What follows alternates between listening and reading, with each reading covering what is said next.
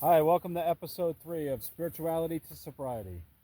Another beautiful day, another hour hiking to the woods. I'm liking this. I really feel great today. Another beautiful day. Episode 3, I want to talk about negative energy and the devil and demons. Now, I made a joke a couple days to myself, a couple days ago, about that the devil's just doing his job. And I watched a YouTube video about Kabbalah the other day um, that said that negative energy is just the devil doing his job. And it was just a verification of what I was thinking.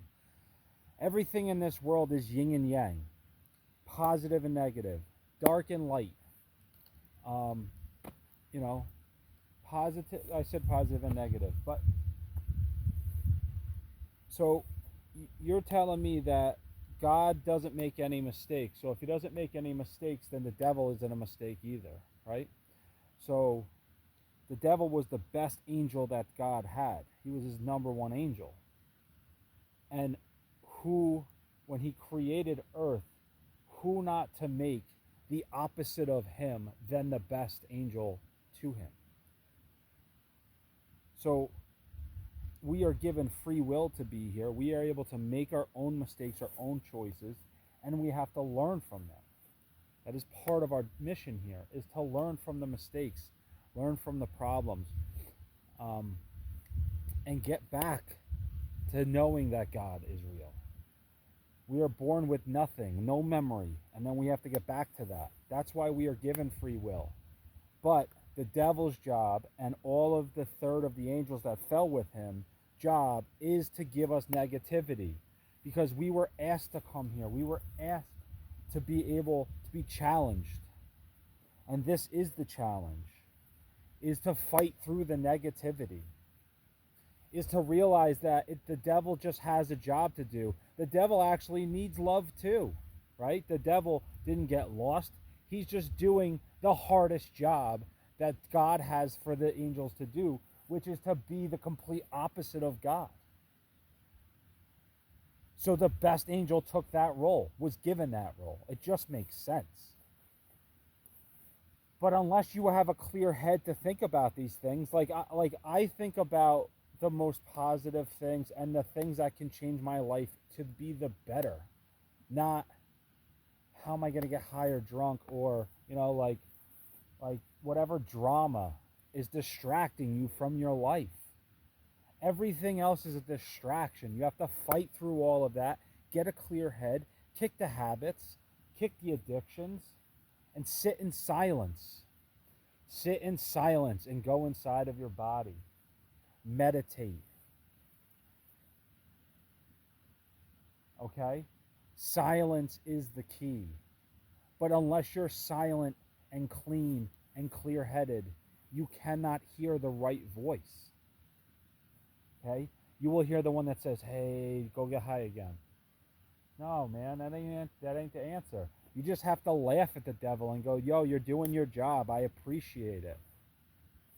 But I want to go in the other direction, which is closer to God, which is closer to loving myself, which is creating my own reality that's better for me and everybody else around me.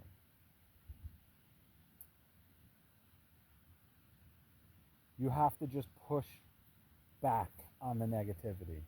You can't cave to it. That's where true growth is earned, is pushing to the positive things that are hard to do. Like getting clean, getting sober is probably the hardest thing some of you are going to have to do. But once you do, and you know that it's the right thing to do, and you want to do it yourself, not because somebody told you you had to, your life is so great. You just have to want it. And running away from it is the wrong thing. Running away from the feelings that you don't understand inside of your body that create the reality that you're living is control of your life. Being able to say no, the negativity, no bad forces, no devil, I'm not going to do that. You know, He's going to keep coming at you because that's his job. Not because he's just bad. He's doing what God told him to do. And he's going to do it the best he can because God did tell him to do it. That's why he's so good at being bad. Once you understand that, you can take control of it. You can win. Because all you know is that this is just a game of life. It really is. It's just a game. And once you buy into the game and then start playing it how it's supposed to be played, you start winning. And you stop feeling like everything is pouring down on top of you and you just keep losing because you don't understand the game you're playing. And the negativity, the negative powers, the devil, the demons, the dark side, as everybody would call it. It's just really good at doing their job. That's all it is. And the more that you need to learn the lesson, the harder it'll keep coming at you. Until you can have a clear head and say, all right, what is the lesson in this problem that I have that occurred in my life?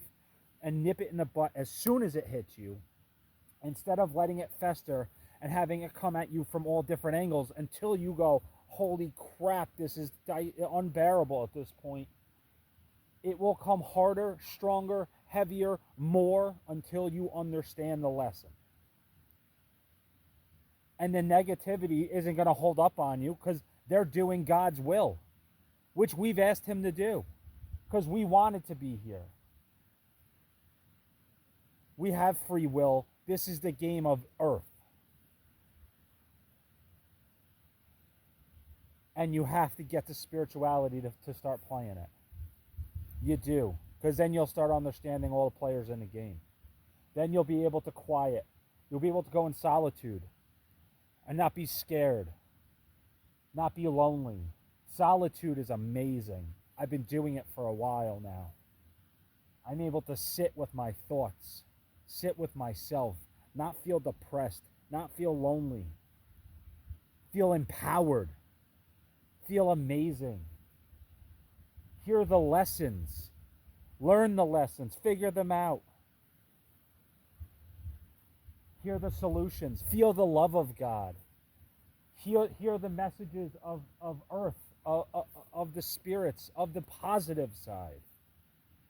Create more good in my life through those things.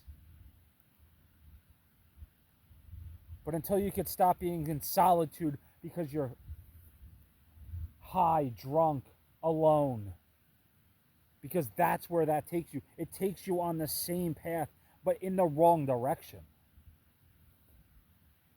You see, the solitude in positivity, in sobriety, is different than the solitude of being high, alone, and just lonely and depressed, crying for help. Now I'm looking for the solitude to find the answers of my next problem, my next great problem, good problems. Do good things come to you. Do bad things, and bad continues to happen. The negative will come harder, stronger, and faster until you learn the lessons. And I had to learn a lot of them the hard way, as most of you probably do.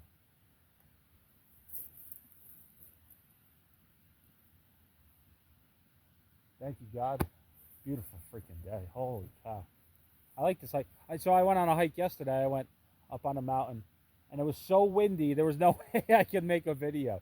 So I had to come out again today. But see, that's a good problem, right? I got 2 days in a row hiking. I hear a waterfall over there. I'm going to hike over there and see if I can see it. Maybe I'll make another video over there. Do a twofer while I'm out here. But listen, the devil's doing his job. Thank him, love him, send him love back, because that's what God and Jesus would do, right? Do you think that if the devil wasn't doing his job and he was really destroying all of God's people, that God would allow that? God would have finished him a long time ago, but God makes no mistakes. God took his best angel and made him the opposite of him. for this world of free will. Because where there is good, there has to be bad. Where there is light, there has to be darkness. Where there is day, there has to be night.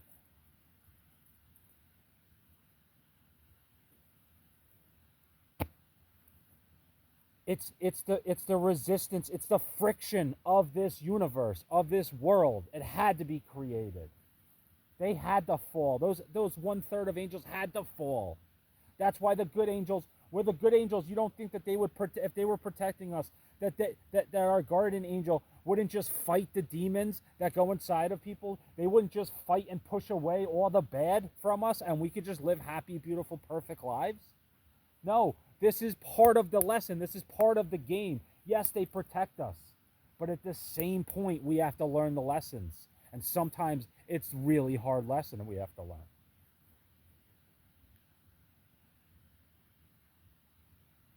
We're not here just to work for somebody, make money, buy houses, have kids, and die.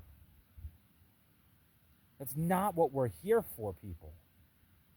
We're here to learn. We're here to live. We're here for our souls. If we're mind and body and spirit, what does your spirit get out of you having a big house and driving a nice car? Oh, it might feel good. Yeah. But what did it gain when it died? What were the experiences that it had? You made a bunch of money and threw a whole bunch of parties and did a bunch of drugs. What did you learn? That ain't what we're here for. Find out. Kick the habit. Another day sober. Start counting the days. Start loving the negative side for all the lessons they gave you. Realize that the devil's doing his job. Stop crying and being depressed for it. Fear, depression is nothing that we are supposed to be feeling. When you feel that there is a lesson that you needed to learn, learn the lesson, leave it in the past. The only thing that we live every day is the present moment. The past doesn't mean anything anymore. And we keep recreating the past with the feelings that we felt from emotions, from things that had happened. We keep pulling them back into our reality of present moment, which is doing nothing but dragging you down. And then you're worrying about what's going to happen in the future when you can't change a thing. You can't do anything in the future except think about the future. You can only do right here, right now. So start living, loving, enjoying your life right now, right here. Thank God. Thank the devil. Love them both. Love God more. We'll say that. And then find your yin and yang.